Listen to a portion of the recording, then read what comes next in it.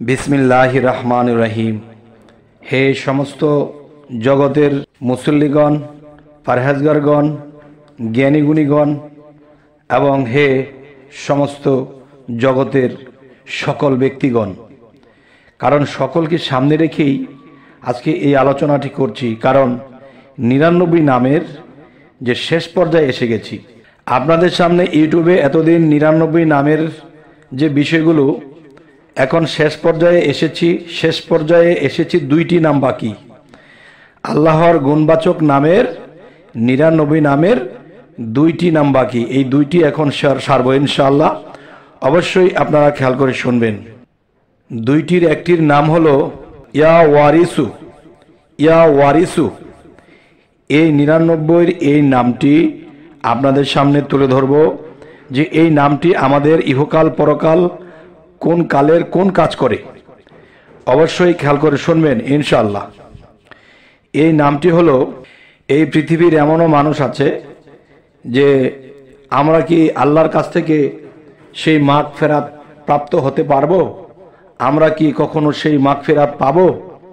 অনেক আফসোস থাকে যে পাইলাম কি না তাও জানি না, পাবো কি না তাও জানি না, এই জ্ঞান হয়নি, বা এরকম আল্লাহর ইঙ্গিত বোঝার বয়স হয়নি, কিংবা সেরকম জ্ঞান হয়নি, কি করে বুঝবো? আল্লাহর ৯৯ নামের যে একটি নাম ইয়া ওয়ারিসু। ইয়া ওয়ারিসু এই নামটির যে একটা গুণ ক্ষমতা আল্লাহ দিয়েছে, যে ব্যক্তি সূর্যোদয়কালে ১০০ বার এই নামটি পাঠ করিবে। আমি আবার বলছি, সূর্যোদয়কালে যদি কোনো ব্যক্তি ১০০ বার এই নামটি পাঠ করে, তাহার মাগফিরাত নসিব হইবে ইনশাআল্লাহ।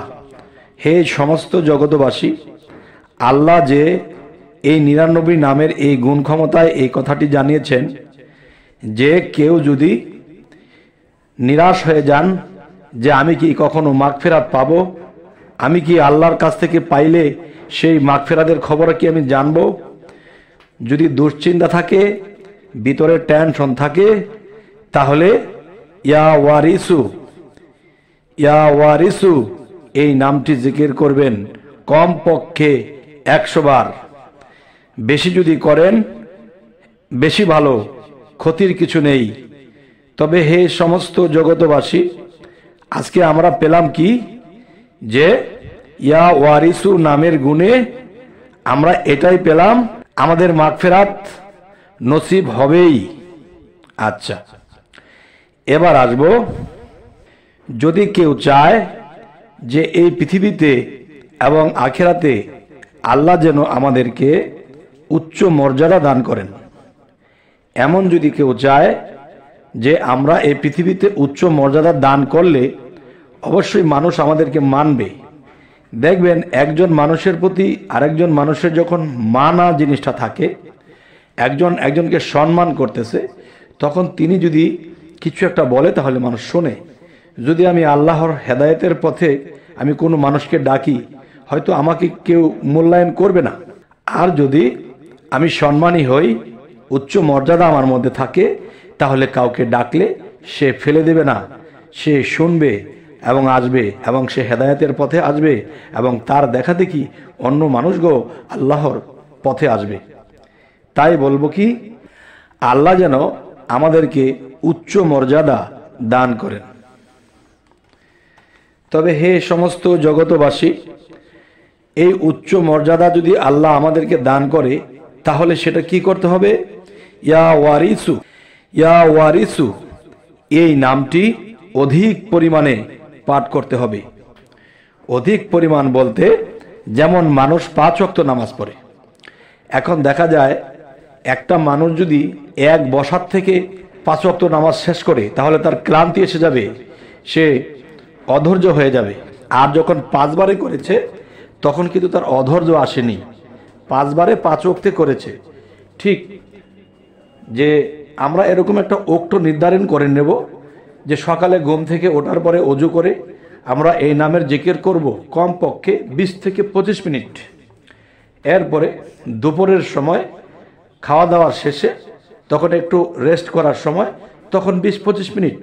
এরপরে রাতে যখন এশারের সময় পার হবে এরপরে আবার 20-25 মিনিট এরকমভাবে যদি কেউ ইয়া ওয়ারিসু এই নামটি জিকির করে তাহলে আল্লাহ কি বলেছে, আমি তাকে উচ্চ মর্যাদা দান করব। যেমন উচ্চ মর্যাদা কাদেরকে দান করেছে? নবী, রাসূল, পয়গম্বরদেরকে, বেলায়েতের অলি আউলিয়াদেরকে আল্লাহ দান করেছেন। তাহলে আজকের কথা হলো কি, উচ্চ মর্যাদা অবশ্যই দরকার। আমি যদি উচ্চ মর্যাদা পাই তাহলে আমি নিম্ন শ্রেণীর মানুষদেরকে টেনে টেনে আনতে পারবো। তাই তো আল্লাহ এই পৃথিবীতে নবী রাসূলদেরকে প্রেরণ করেছেন, কারণ তাদেরকে আল্লাহ উচ্চ মর্যাদা দিয়েছেন। যদি তারা তাদের মতো সাধারণই থাকতো তাহলে তাদের কথা কেউ শুনতো না।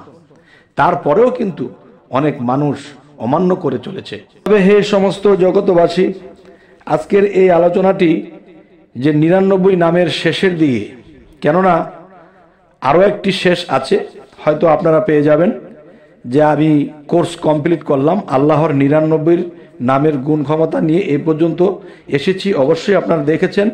তো এখন ইয়া ওয়ারিসু পর্যন্ত এসেছি, এরপরও আরও একটি নাম আছে ইয়া সাবুরু, এই নামটি নিয়ে আসছি।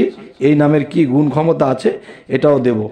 এরপর থেকে আমরা কোরআনের আয়াতে চলে যাব যে আল্লাহর কোরআনের কোন কোন আয়াতে কি কাজ হয়, আমাদের ইহকাল পরকাল কোন কালে আমাদের কোন আয়াতটি আমাদের কাজে লাগে। দুনিয়াতে যদি আমরা একটা আয়াত দিয়ে আমরা যদি ভালো থাকতে পারি বা একজনকে উপকার করতে পারি তাহলে সে দুনিয়াতে সুযোগ সুবিধা পেল এবং শরীর সুস্থ রইল এবং পরকালেও সে পরকালের কাজগুলো সে এখান থেকে করে যেতে পারবে। অতিরিক্ত দুঃখ দুর্দশা যে মানুষের থাকে সেই মানুষ কিন্তু আল্লাহর ইবাদত করেও শান্তি নেই। হ্যাঁ, তবে দুঃখ কষ্টে যখন যেভাবে আল্লাহ রাখে সেভাবে থাকতে হয়। দেখেন, আপনি চলার পথে আপনার পাটা একটু হয়েছে, মচকে গেছে, আপনি একটু খুঁড়িয়ে খুঁড়িয়ে হাসছেন, তো এখন দেখা যায় আপনার পাটা একেবারে ভেঙে গেছে, আপনি কি হাঁটতে পারবেন? ঠিক তেমন দুঃখ কষ্ট একটু থাকলে ভালো, কিন্তু অতিরিক্ত যখন হবে তখন কিন্তু চলাই যাবে না। যাই হোক, আজকের যে আলোচনাটি যে আল্লাহর 99 নামের শেষে এসে গেছি, আরও একটি নাম বাকি, অবশ্যই সেটিও আপনাদের সামনে পৌঁছে দেব। তো আমাদের চ্যানেলে যারা নতুন আছেন অবশ্যই সাবস্ক্রাইব করে নেবেন, পরবর্তীতে যেন আপনাদের সামনে ভালো আলোচনা নিয়ে উপস্থিত হতে পারি। তো সকলেই ভালো থাকবেন। আল্লাহ হাফিজ।